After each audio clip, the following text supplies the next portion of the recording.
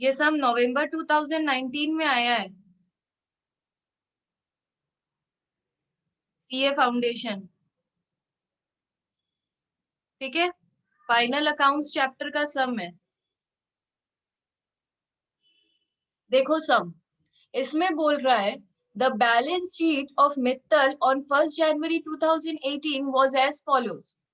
बहुत सारा लाइबिलिटी दिया है, trade payables, expense payable, capital. और इस तरफ plant and machinery, furniture and fixture, trade receivables, cash at bank और इन्वेंट्रीज। नीचे दिया है during 2018 his profit and loss account reveals a net profit of 15,10,000। हम लोग ऑलरेडी इसका पीएल बना चुके हैं और पीएल बनाने से नेट प्रॉफिट आया है 15,10,000। मतलब ट्रेडिंग बनाते हैं तो ग्रॉस प्रॉफिट आता है, पीएल बनाते हैं तो नेट प्रॉफिट आता है। तो ऑलरेडी इसमें नेट प्रॉफिट दिया हुआ है। This was after allowing for the following. और ये सब करने के बाद हम लोगों का ये आया है। तो क्या है? Interest on capital eight the rate 6% per annum, depreciation है प्लांट पे 10%, फर्नीचर पे 5%, प्रोविजन फॉर डाउटफुल डेट्स है 5% on trade receivables. But while preparing the PL he had forgotten to provide. पर जब वो पीएल बना रहा था तो वो ये सब चीज देना भूल गया। मतलब शुरू का जो 3 चीज है वो दिया, पर अब जो चीज है वो देना भूल गया। क्या देना भूल गया? Outstanding expenses totalling 1,85,000। हाँ, वो क्या देना भूल गया? But while preparing the PL he had forgotten to provide for. वो क्या देना भूल गया? Outstanding expenses. आउटस्टैंडिंग एक्सपेंस उसको ऐड करना चाहिए था, वो भूल गया। प्रीपेड इंश्योरेंस, उसको प्रीपेड लेस करना चाहिए था, वो भूल गया। His current assets and liabilities, अभी उसका करंट एसेट्स और लाइबिलिटी कितना है? Trade receivables, cash at bank, trade payables. During the year he withdrew 6,20,000 for domestic use. ये उसका ड्रॉइंग्स है। Closing inventories is equal to net trade receivables at the year end. You are required to draw up a revised PL account and balance sheet at the year end। अब बोल रहा है correct PL बनाओ और correct balance sheet बनाओ, क्योंकि अभी जो बना हुआ है वो रॉन्ग है। तो हम लोग यहाँ पर सीधे ड्रॉ करेंगे रिवाइज्ड पीएल, क्योंकि सम बोल रहा है रिवाइज्ड पीएल बनाओ। तो हम लोग टॉप में लिखेंगे रिवाइज्ड पीएल अकाउंट। इसका फॉर्मेट वैसा ही रहेगा जैसा होता है पीएल का, पर्टिकुलर्स अमाउंट, पर्टिकुलर्स अमाउंट। ठीक है, अब देखो यहाँ पर हम लोगों को पहले से जो पीएल दिया हुआ है, पीएल में जो नेट प्रॉफिट दिया हुआ है, नेट प्रॉफिट इधर उतरेगा। तो लिखो बाई बैलेंस बीडी। क्यों इधर पे उतरा? क्योंकि ये क्रेडिट साइड है, ये डेबिट साइड है। प्रॉफिट में अगर बैलेंस है, प्रॉफिट का बैलेंस क्या होता है? क्रेडिट। लॉस डेबिट होता है, प्रॉफिट क्रेडिट होता है। तो प्रॉफिट अगर क्रेडिट होता है तो उसका ओपनिंग बैलेंस क्रेडिट की तरफ खुलेगा। और कितना प्रॉफिट पहले से दिखा रहा है? 15,10,000 प्रॉफिट हम लोग को पहले से दिखा रहा है। अब क्या क्या होगा देखो। आउटस्टैंडिंग एक्सपेंस हम उस दिन भी सिखाए थे एनटीओ करवाते वक्त कि जो आउटस्टैंडिंग एक्सपेंस होता है वो ऐड होता है। क्यों ऐड होता है ये भी एक्सप्लेन किए थे। तो ऐड होता है मतलब ये साइड बढ़ जाता होगा। अगर ऑलरेडी यहाँ पर सोचो 2 ये पीएल है, यहाँ पर पहले से सोचो रेंट दिया हुआ है 10,000, इसमें हम ऐड कर दिए अगर आउटस्टैंडिंग 2,000, इसका मतलब ये साइड हम लोगों का बढ़ जाता है। तो आउटस्टैंडिंग डालने से ये साइड बढ़ता है। तो हम लोग इधर पे लिखेंगे टू आउटस्टैंडिंग एक्सपेंस, क्योंकि हम लोग ये लिखना लास्ट टाइम पे भूल गए थे। आउटस्टैंडिंग एक्सपेंस हम लोगों का है कितना? 1,85,000। और हम लोग एक चीज भूल गए थे, प्रीपेड इंश्योरेंस। प्रीपेड इंश्योरेंस का क्या होता है? प्रीपेड इंश्योरेंस यहाँ से लेस होता है। तो अगर सोचो दिया हुआ है टू इंश्योरेंस 10,000 और हम लोग लेस कर दिए अगर प्रीपेड 2,000, तो ये साइड कम जाता है। ये साइड कमता है मतलब इधर लिखना, इधर कम लेस कर दे या इधर लिख दे, एक ही बात है। मतलब इधर 10,000 लिख दे और इधर हम बाई प्रीपेड लिख दे 2,000, तो भी इधर घूम फिर के 8,000 ही आएगा। मतलब बैलेंस कितना बचेगा लास्ट में? 8,000। तो हम लोग इसको इस तरफ लिख देंगे क्योंकि अकाउंट बना रहे, लेस करने के लिए तो अमाउंट है नहीं, इसलिए यहाँ पर लिख देंगे by prepaid insurance. Prepaid insurance अब हम लोगों का कितना है? 25,000। तो हम लोगों का करेक्ट नेट प्रॉफिट कितना आ जाएगा? यहाँ पे हम लोग को बोला था रिवाइज्ड बैलेंस शीट भी बनाने, तो पहले से जो था उसमें हम लोग अब जो न्यू बैलेंस नीचे दिया है उसको देखो। तो हम लोगों का पहले से बैलेंस कितना है, किस किस चीज में क्या क्या बैलेंस है देखो। सबसे पहले हम लोगों को नीचे जो जो चीज करंट एसेट और करंट लायबिलिटी में दिया है वो सारा नाम उतार लेंगे हम लोग।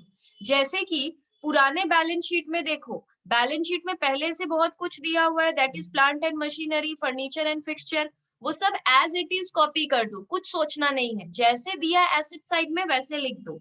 Plant and machinery, furniture and fixture, trade receivables, cash at bank और इन्वेंट्रीज। ये हम सिर्फ देख कर लिखे हैं बैलेंस शीट से, जैसे बैलेंस शीट में लिखा हुआ था हम वैसे ही लिख दिए, ठीक है।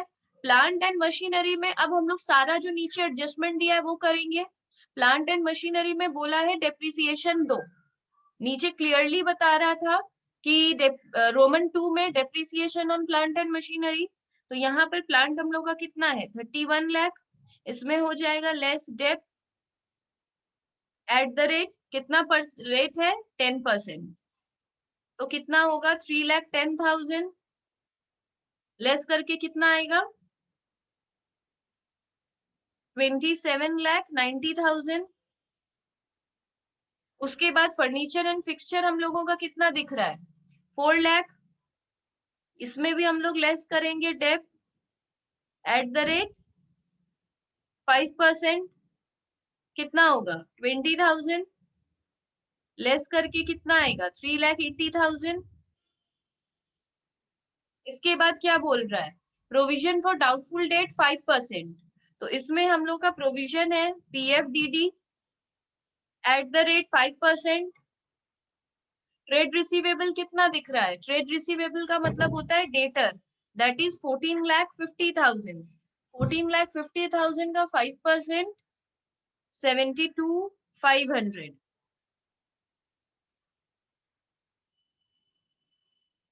तो आ जाएगा 13,77,500। कैश एट बैंक हम लोग का पहले दिख रहा है 7 लाख, अब कितना हो जाएगा देखो, यहाँ नीचे नीचे फिर से न्यू वैल्यू दिया है। नीचे हम लोगों को वैल्यू दिया है कैश एट बैंक का 5,20,000। नीचे देखो रोमन 3 से जो शुरू हुआ है current assets and liabilities on 31 दिसंबर 2018, हम लोग 31 दिसंबर 2018 का ही बना रहे हैं, तो उसके लिए हम लोग का करेक्ट बैलेंस कितना दिया है? 5,20,000। और इन्वेंट्री क्या बोल रहा है? जितना ईयर एंड में ट्रेड रिसीवेबल्स आ रहा है उतना ही है, ठीक है। देखो नीचे जो वैल्यू दे रहा है ना असेट और लाइबिलिटी का, हम लोग को वो वैल्यू लेकर एडजस्टमेंट करना है, और जो चीज का वैल्यू नहीं दिया है उसका पुराना बैलेंस शीट से उठाना है। तो प्लांट एंड मशीनरी का नीचे कोई वैल्यू नहीं दिया था, इसलिए हम ऊपर से उठाए थे 31 लाख, और फिर उस पे 10% डेप्रिसिएशन देके बाहर भेज दिए। फर्नीचर एंड फिक्सचर का भी नीचे कोई अलग से न्यू बैलेंस नहीं दिया है, तो हम पुराना ही बैलेंस शीट से 4 लाख लेके उस पे 5% देके बाहर भेज दिए। पर ट्रेड रिसीवेबल्स का नीचे न्यू वैल्यू दिया है 21 लाख, तो हम उसके ऊपर 5% देंगे, तो 21 लाख का 5% होता है 1,05,000। तो यहाँ पे हम लोग लिखेंगे 1,05,000 और फिर उससे इसको लेस करेंगे, तो 21 लाख माइनस 1,05,000 हो जाएगा 1,99,5,000। फिर कैश एट बैंक का नीचे न्यू वैल्यू दिया था 5,20,000, तो हम वो लिए। इन्वेंट्री के लिए बोल रहा है closing inventory is equal to the net trade receivables at the year end, मतलब ये जो ट्रेड रिसीवेबल्स आ रहा है उसी के इक्वल इन्वेंट्री है, तो हम लोग भी वही ले रहे हैं। लिख रहा है इन्वेंट्री भी वही है, क्लोजिंग इन्वेंट्री मतलब इन्वेंट्री ये भी वही है जो ट्रेड रिसीवेबल्स नेट बोला है, मतलब जो बाहर आ रहा है, लेस करने के बाद जो फिगर आता है उसको नेट कहते हैं। ठीक है, इसके बाद और पुराने बैलेंस शीट में तो कुछ नहीं है, पर हम लोग को अभी पता चला एक प्रीपेड इंश्योरेंस भी था, तो वो भी हम लोग को लिखना होगा, क्योंकि वो पुराने बैलेंस शीट में नहीं है, क्योंकि हम लोग तो ये लिखना ही भूल गए थे, इसलिए यहाँ पे ये वाला लिख लिए। ठीक है, अब इसके बाद लाइबिलिटी में आएंगे। पहले लाइबिलिटी कितना था बैलेंस शीट के अंदर, एक था ट्रेड पेबल्स, एक था हम लोग का एक्सपेंस पेबल, एक दिया है हम लोगों का कैपिटल। ये तीन चीज पहले से है। इसका अगर नीचे कहीं भी न्यू बैलेंस है तो वो लेंगे। ट्रेड पेबल्स नीचे दिया हुआ है 13,84,000, तो न्यू वाला ले रहे हैं। अब देखो एक्सपेंस पेबल, अच्छा नीचे अब एक्सपेंस पेबल नहीं है तो ऊपर वाला ही लेंगे 2,50,000।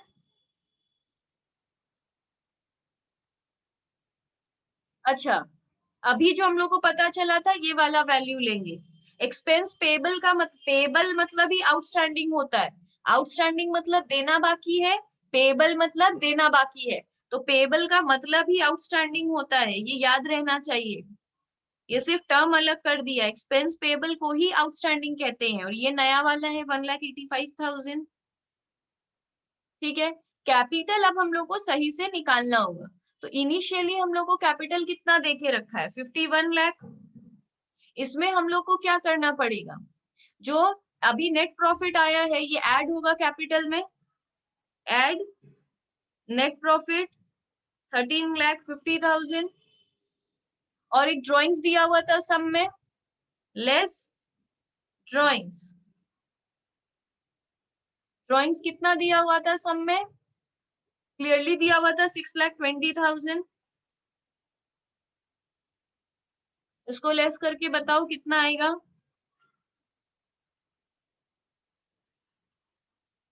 हम लोग का आ जाएगा, अच्छा और एक चीज आएगा ऐड इंटरेस्ट ऑन कैपिटल।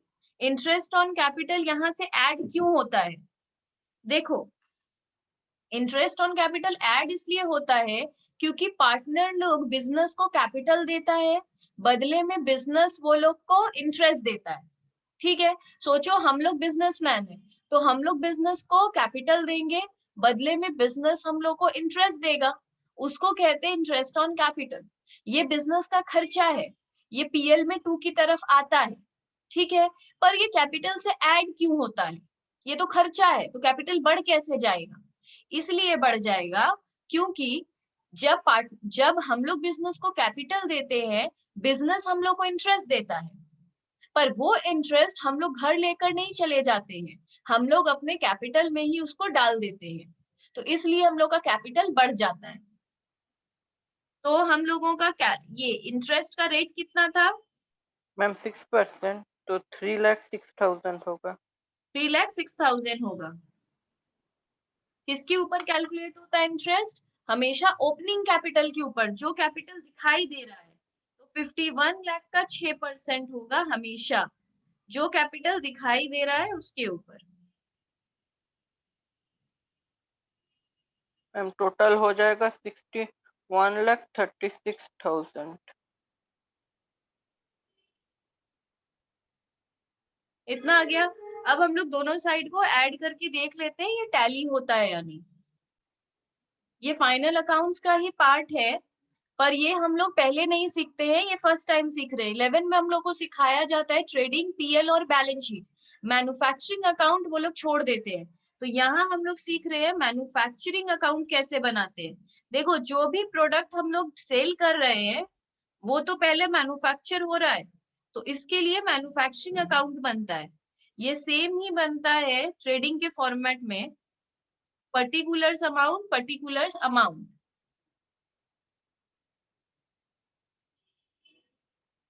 देखो सब फॉर्मेट, पहले फॉर्मेट लिख लो आराम से। सम में दिया इलस्ट्रेशन 2 में Mr. Vimal runs a factory which produces soap. Following details were available in respect of his manufacturing activities for the year ended 31st March 2020. Opening WIP दिया है, वो वर्क इन प्रोग्रेस होगा या प्रोसेस लिख दिया है, एक ही बात है. तो ओपनिंग वर्क इन प्रोग्रेस है 10,000 units. Opening work in progress होता क्या है? आधा बना हुआ सामान को हम लोग वर्क इन प्रोग्रेस कहते हैं. जो आधा ही बना है, कंप्लीट नहीं हुआ है. तो आधा बना हुआ सामान हम लोग के पास पहले से है 10,000 यूनिट्स. इस साल का क्लोजिंग है 12,000 units. Opening inventory of raw material, closing inventory of raw material, purchase, higher charges of machine eight the rate 60 पैसे पर यूनिट मैन्युफैक्चर्ड. हम लोग जितना भी यूनिट मैन्युफैक्चर करते हैं, एक पीस का 60 पैसा हायर चार्जेस लेता है. Higher charges of factory, direct wages, contracted है. जितना यूनिट मैन्युफैक्चर करेंगे उस पे 80 पैसा वेजेस लेगा, और जितना आधा बना देगा सामान उसका 40 पैसा लेगा. ये वेजेस है. हम लोग वर्कर को पे कैसे करते हैं?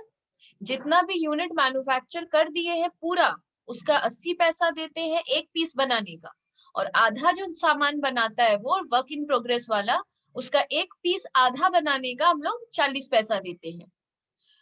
रिपेयर्स एंड मेंटेनेंस में इतना.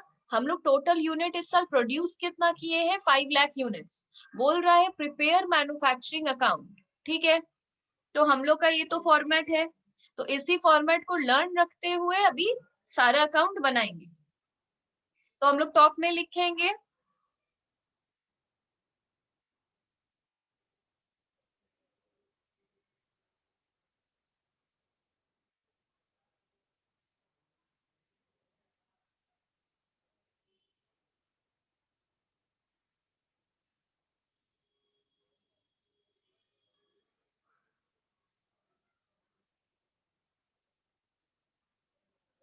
ठीक है. और ये in the books of mister Vimal. अब हम लोग जैसा सीखे थे वही, सबसे टॉप में टू रॉ मटेरियल कंज्यूम.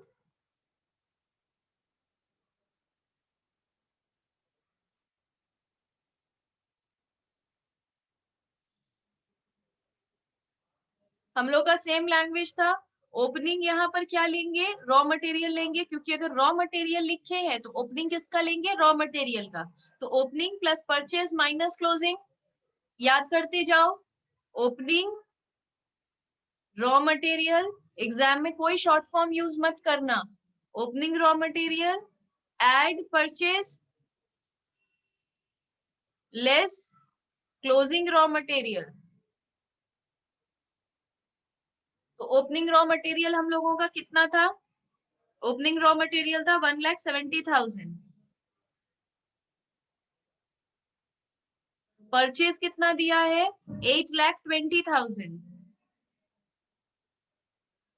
और क्लोजिंग हम लोगों को दिया है 1,90,000.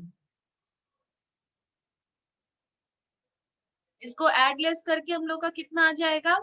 8 लाख. ठीक है. इसके बाद हम लोग क्या लिखते हैं? इसके बाद हम लोग के फॉर्मेट में क्या है? डायरेक्ट वेजेस लिखना. तो हम लोग क्या लिखेंगे इसके बाद? Direct wages.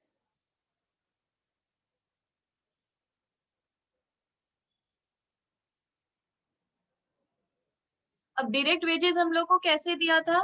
जितना पीस मैन्युफैक्चर किए हैं, पूरा मैन्युफैक्चर कर दिए हैं, उसका 80 पैसा, और जो आधा बनाए हैं उसका 40 पैसा. तो हम लोग यूनिट प्रोड्यूस्ड, नीचे क्या लिखा है? कितना यूनिट हम लोग प्रोड्यूस कर दिए हैं? 5 लाख यूनिट्स. तो फिनिश्ड गुड्स का, जो पूरा बना दिए फिनिश्ड गुड्स, उसका लगेगा 5 लाख यूनिट बनाए हैं, एक पीस के लिए हम लोग देंगे 80 पैसा. तो कितना हो जाएगा? 4 लाख. और हम लोग जो क्लोजिंग WIP है वो आधा बना हुआ इस साल का सामान है. क्लोजिंग WIP क्या है? आधा बना हुआ सामान जो इस साल बनाए हैं, दैट इज 12,000 यूनिट्स. और उसके लिए हम लोग कितना चार्ज कर रहे हैं? 40 पैसा, दैट इज 4,800. तो टोटल कितना आ जाएगा 404800।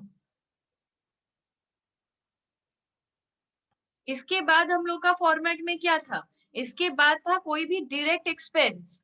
तो इस सम में देखो क्या डायरेक्ट एक्सपेंस है, डायरेक्ट एक्सपेंस के अंदर आ जाता है हम लोगों का अच्छा डायरेक्ट एक्सपेंस बोलकर इसमें कुछ भी नहीं है, चार्जेबल नहीं है, प्रोडक्टिव नहीं है, तो एज सच इसमें कुछ डायरेक्ट एक्सपेंस नहीं है। तो हम लोगों का प्राइम कॉस्ट आ जाएगा इसके पहले। अच्छा हायर चार्जेस ऑफ मशीनरी, अच्छा इसके पहले आ जाएगा हम लोग का प्राइम कॉस्ट।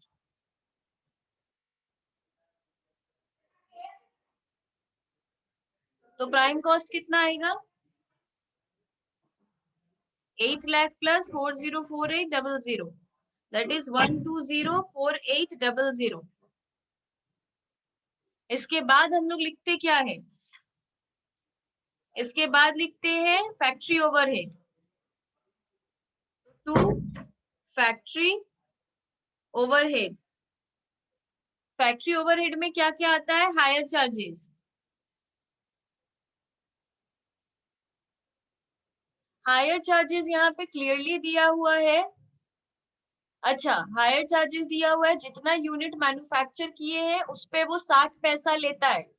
देखो यहाँ पे दो हायर चार्जेस दिया है, एक हायर चार्जेस ऑफ मशीन, एक higher charges of factory.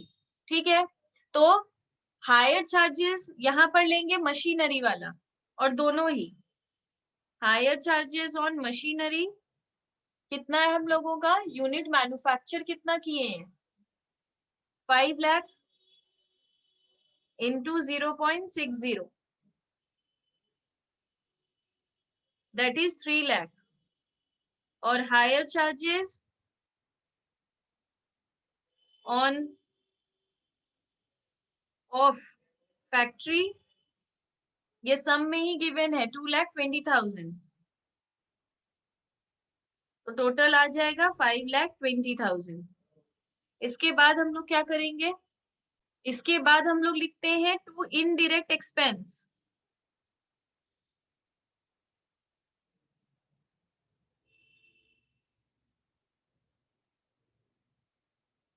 Indirect expense में क्या क्या जाएगा, रिपेयर्स एंड मेंटेनेंस,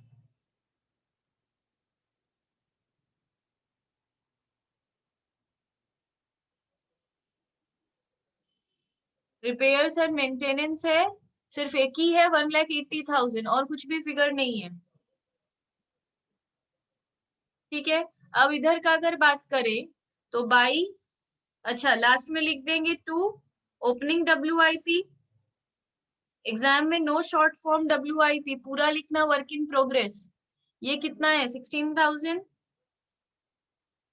इधर लिखेंगे बाई क्लोजिंग WIP, ये हम लोग का 20,000, जो फॉर्मेट में था वही सिंपली कर रहे हैं। उसके बाद यहाँ पर और कुछ भी नहीं है, तो सिंपली इसको बैलेंस कर देंगे बाई ट्रेडिंग अकाउंट डैश देके कॉस्ट ऑफ प्रोडक्शन।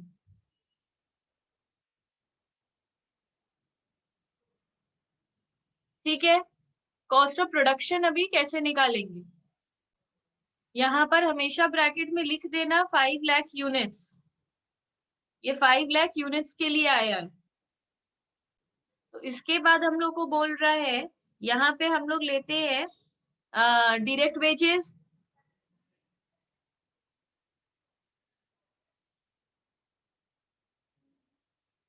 अब डायरेक्ट वेजेस में हम लोग क्या देखो, यहाँ पर क्लियरली वेजेस दिया हुआ है 13,000, तो ऐसे वेजेस आता है ट्रेडिंग में, पर अगर मैन्युफैक्चरिंग अकाउंट भी बना रहे हैं तो वेजेस कहाँ आ जाएगा, मैन्युफैक्चरिंग में, तो ये यहाँ पर आ जाएगा जो वेजेस दिया हुआ था, दैट इज 13,000। एड आउटस्टैंडिंग, ये आउटस्टैंडिंग है, एड आउटस्टैंडिंग, ये नीचे दिया हुआ था वेजेस का आउटस्टैंडिंग 2,000।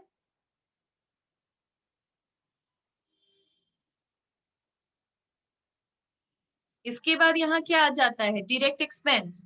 डायरेक्ट एक्सपेंस में यहाँ पर क्या है, डायरेक्ट एक्सपेंस, अच्छा डायरेक्ट वेजेस वाले पोर्शन में, अच्छा उसके बाद यहाँ पे जितना खर्चा है मैन्युफैक्चरिंग रिलेटेड वो सारा आ जाएगा।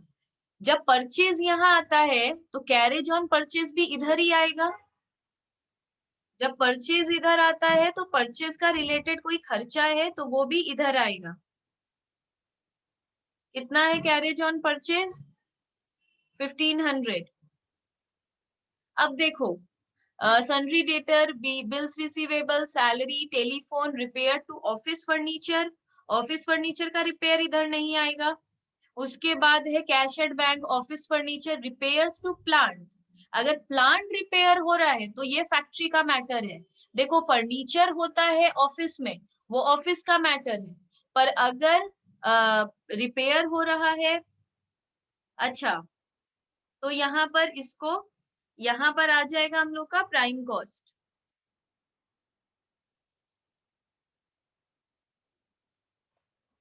$89,800 प्लस 15,000 प्लस 1,500, 106300। इसके बाद हम लोग इसमें लिखते हैं टू फैक्ट्री ओवरहेड।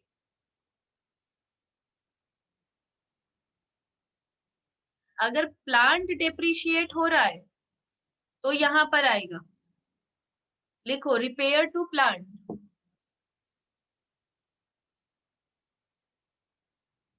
नहीं, रिपेयर हम लोग दे रहे हैं इनडायरेक्ट में, तो इधर बेसिकली क्या आ जाएगा, इधर कुछ भी, अच्छा नीचे पढ़ लो एक बार। मैम जो ऑफिस लाइटिंग चार्जेस है वो आएगा ना? वो फैक्ट्री में जाएगा, हाँ।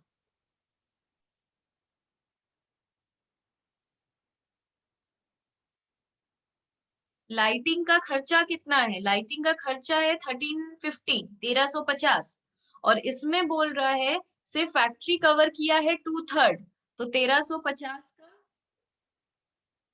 2/3। जो भी खर्चा फैक्ट्री बोलकर है वो फैक्ट्री में आ जाएगा 900। और कोई खर्चा इसका, हाँ और कोई खर्चा है नहीं, लाइटिंग, अच्छा और कुछ भी नहीं है तो इसको भी ऐड, ये इसके बाद क्या आ जाएगा, टू इनडायरेक्ट एक्सपेंस।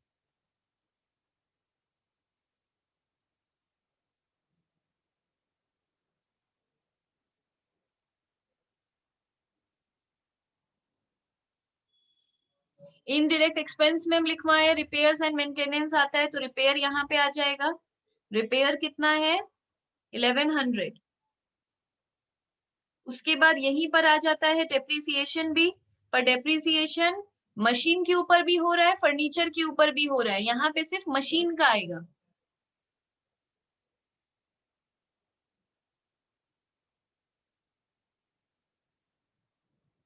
डेप्रिसिएशन का क्या परसेंट दिया है?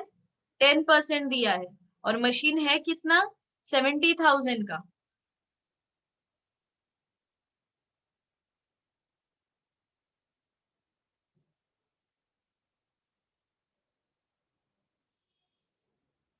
अच्छा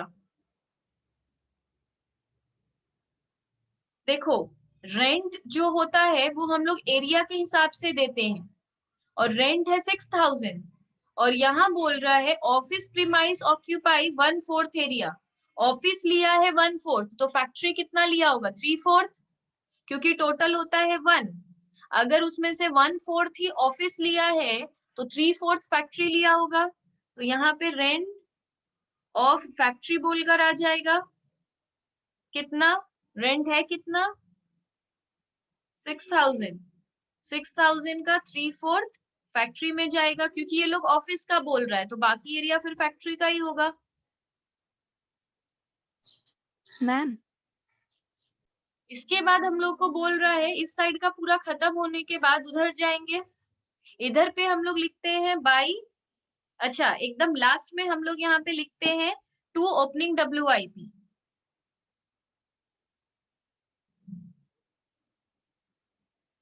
ओपनिंग WIP जब ऊपर सारा ओपनिंग स्टॉक दे रहा है वहां पे लिखा हुआ है 9500, और यहाँ पे हम लोग लिखते हैं by closing WIP। Closing WIP नीचे एडिशनल इंफॉर्मेशन में दिया है, जहां क्लोजिंग रॉ मटेरियल दिया था वहां पर 7800। इसमें और एक न्यू चीज है सेल ऑफ स्क्रैप, ये हम लोग पहली बार सुन रहे हैं, यहाँ पर लिख दो। और अगर याद रखना है तो यहाँ पर फॉर्मेट में लिख दो, क्योंकि हम लोग एग्जाम के एक दिन पहले फॉर्मेट रिवाइज करेंगे। बाई सेल ऑफ स्क्रैप,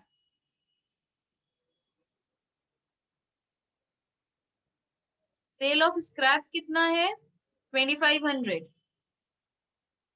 तो आ जाएगा बाई ट्रेडिंग अकाउंट डैश देके कॉस्ट ऑफ प्रोडक्शन। इसको बैलेंस करो, यहाँ पे तुम लोग डायरेक्ट वेजेस के बाद स्लैश दे के लिख दो carriage on purchase, direct wages में स्लैश दे के कैरेज ऑन परचेज।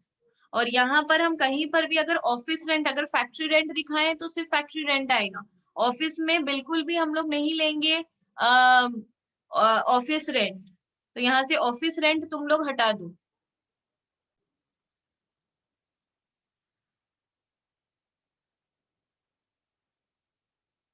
अब ये बनाने के बाद हम लोग यहाँ से ट्रेडिंग अकाउंट बनाएंगे।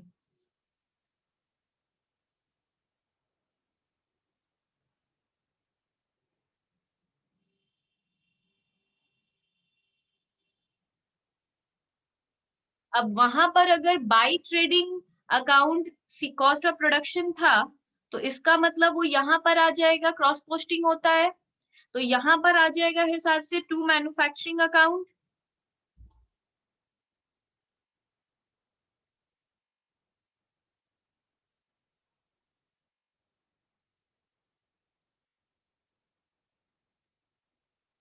सबसे पहला काम क्या करेंगे, उसका क्रॉस पोस्टिंग यहाँ पे करेंगे। अब ट्रेडिंग बनाना सबको आता है, to opening stock,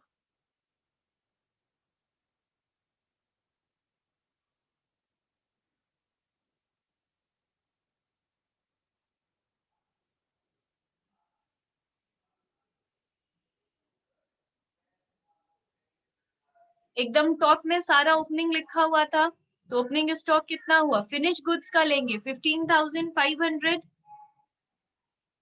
finish goods वाला लेंगे 15,500, और क्लोजिंग स्टॉक टेबल के नीचे दिया हो तो उसमें भी फिनिश गुड्स वाला लेंगे 18,100। सेल्स हम लोग का क्रेडिट के साइड दिया हुआ है 167,200। यहाँ पे हम लोग परचेज नहीं ले सकते, क्योंकि परचेज को हम लोगों ने यहाँ कंसीडर किया है। यहाँ पर हम लोग कैरेज डायरेक्ट वेजेस वाला चीज भी नहीं लेंगे, क्योंकि अब ये यहाँ लिए हैं। कैरेज ऑन परचेज भी नहीं लेंगे, क्योंकि यहाँ लिए हैं, तो ये सारा चीज कुछ भी नहीं आएगा, तो सिंपली ये बैलेंस हो जाएगा, टू ग्रॉस प्रॉफिट आ जाएगा।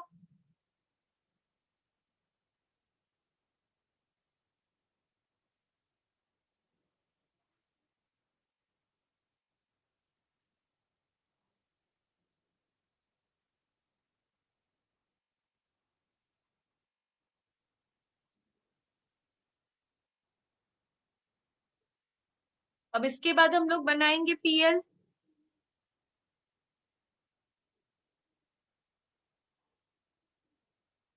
PL बनाने के लिए जो ग्रॉस प्रॉफिट यहाँ है वो यहाँ आ जाता है, तो बाई ग्रॉस प्रॉफिट 50,800। अगर फॉर्मेट वाइज जाए तो यहाँ डैश दे के लिखना पड़ता है ट्रांसफर्ड टू PL अकाउंट, और यहाँ पर लिखना पड़ता है transferred from trading account.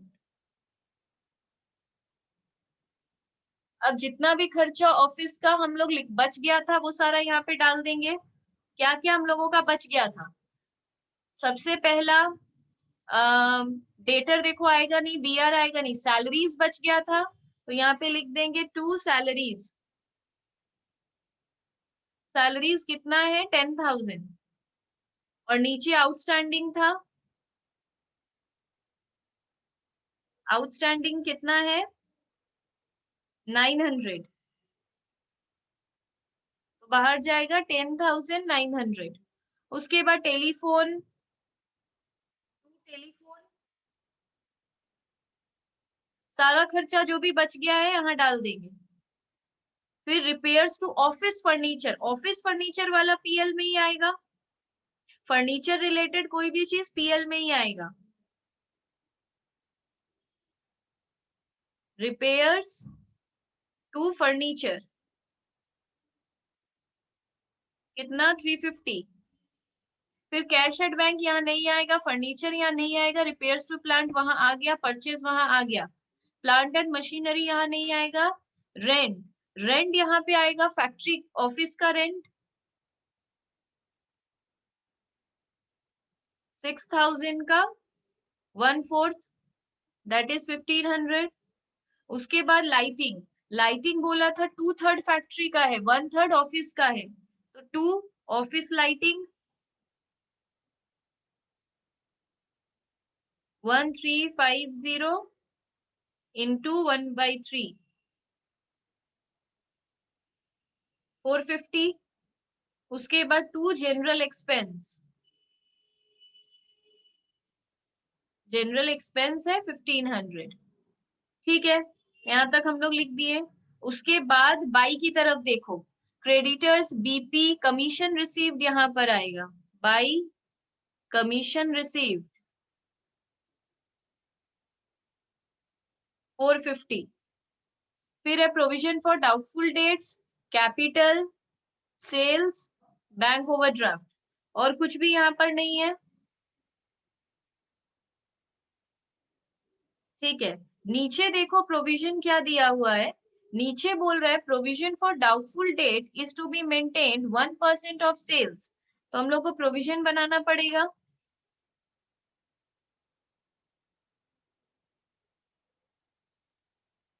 Provision for sales होता है, मेरे को लगता है इतने का सेल्स नहीं होगा, मतलब वापस हो जाएगा, सेल्स रिटर्न हो जाएगा, हमको लग रहा है। तो सेल्स कितने का था 167,200 का, उसमें से हमको लगता है कि 1% का वापस आ जाएगा, मतलब अभी तो सेल हो गया है, फिर ये वापस आ जाएगा, दैट इज 1672। ठीक है, और जो पहले से प्रोविजन था ट्रायल बैलेंस के अंदर वो इधर आ जाएगा, जो पहले से था, दैट इज 1650। फर्नीचर हम लोग का कितने का था, फर्नीचर था हम लोगों का 10,000, 10,000 के ऊपर फर्नीचर पे बोला है 7.5%, तो 10,000 का 7.5 बोला है, मतलब 7.5%, दैट इज 750। तो 2 नेट प्रॉफिट